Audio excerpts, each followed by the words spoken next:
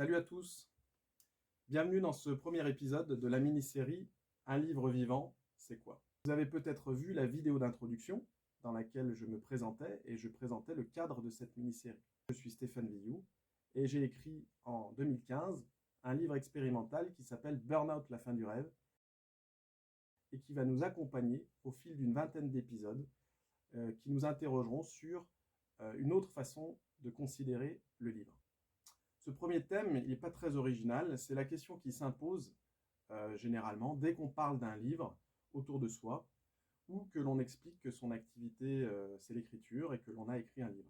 Cette question c'est quel est le sujet du livre?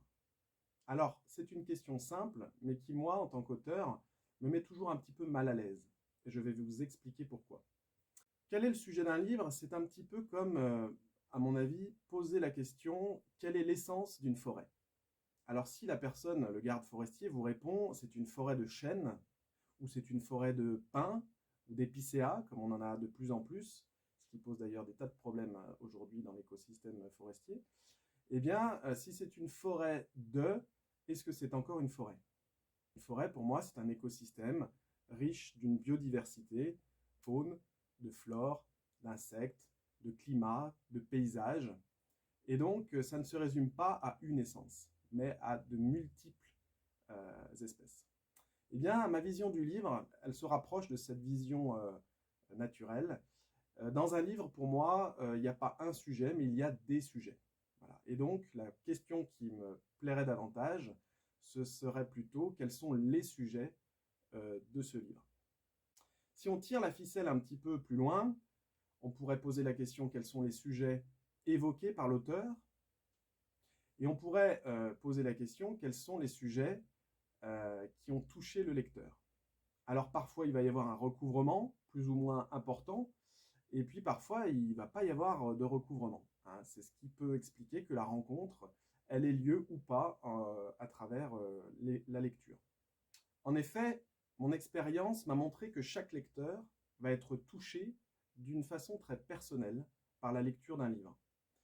Alors, si on veut essayer de comprendre les paramètres qui vont jouer dans cette expérience de lecture, je dirais que le premier élément, ça va être la façon dont le lecteur ou la lectrice va entrer en contact avec le livre.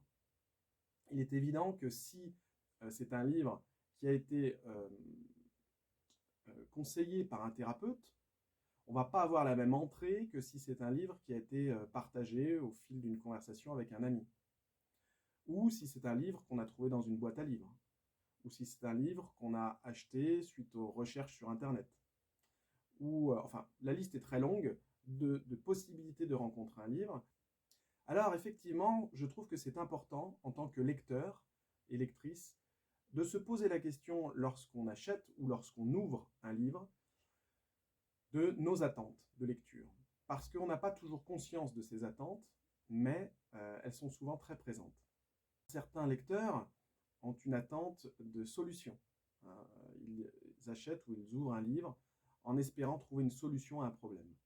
D'autres lecteurs ont une attente plutôt de compréhension. C'est Orwell qui disait, qui écrivait dans 1984, qu'on n'aime que ce que l'on connaît déjà. Donc il y a des lecteurs, beaucoup d'entre nous ont une attente, parfois inconsciente, de confirmation de ce qu'ils sont. D'autres, au contraire, ont une attente de résonance ou d'ouverture et pour se laisser entraîner dans le monde de l'auteur, dans un monde inconnu, et voir ce qu'ils vont ressentir.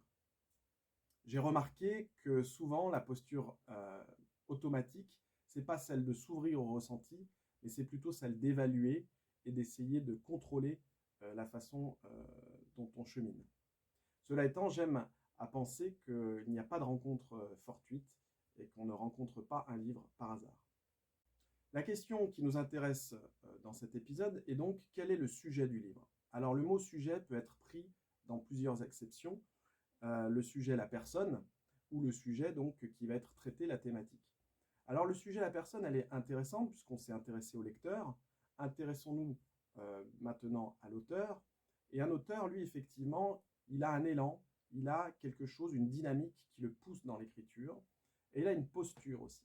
Et cette posture d'auteur, elle est très importante parce que si le lecteur a intérêt à se poser la question de ses attentes, et donc de sa posture, je trouve qu'il est tout aussi intéressant et même essentiel que l'auteur se pose la question de cette posture.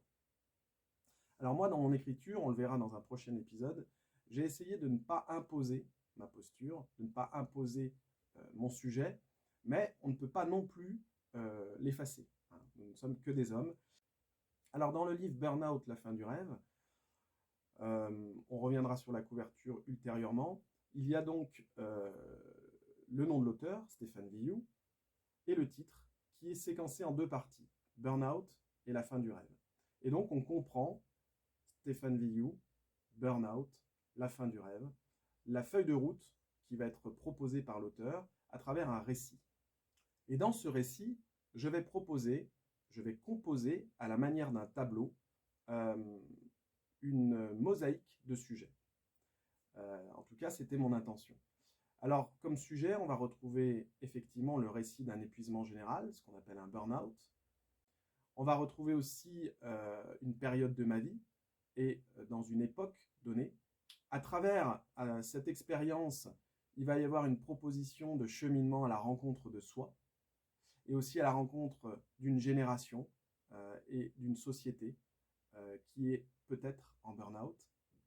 Il va y avoir un cheminement aussi à travers notre système de santé, hein, une sorte d'errance médicale. Enfin bref, je ne vais pas divulgacher, comme on dit aujourd'hui, les sujets du livre, mais c'est une mosaïque de sujets que j'ai entremêlés avec ma sensibilité et qui propose un récit, une proposition de partage. Mais c'est bien le lecteur, je crois, ou la lectrice, qui va, en fonction de sa posture, de sa sensibilité, de ses attentes, de son histoire, entrer en résonance ou pas avec un ou plusieurs de ces sujets. Et c'est pour ça que j'aime à dire que dans le livre vivant, in fine, le sujet est le lecteur. Voilà, pour répondre à cette question, quel est le sujet du livre? Peut-être la prochaine fois que vous ouvrirez un livre ou vous intéresserez à l'un d'entre eux, vous poserez-vous la question de quels sont les sujets proposés par l'auteur dans ce livre et quels sont les sujets qui résonnent en moi à la lecture de ce livre. Et ça définira d'une part la relation qui s'est installée entre l'écriture et la lecture, entre l'auteur et le lecteur, et d'autre part peut-être la relation qui s'installe entre le lecteur et lui-même. Voilà, la rencontre avec soi, qui est peut-être finalement le sujet principal non seulement de ce livre, mais aussi de toute forme d'écriture. Je vous remercie pour votre écoute. Si ce sujet vous a intéressé, n'hésitez pas à le partager. Et puis, je vous donne rendez-vous dans la prochaine vidéo. Salut!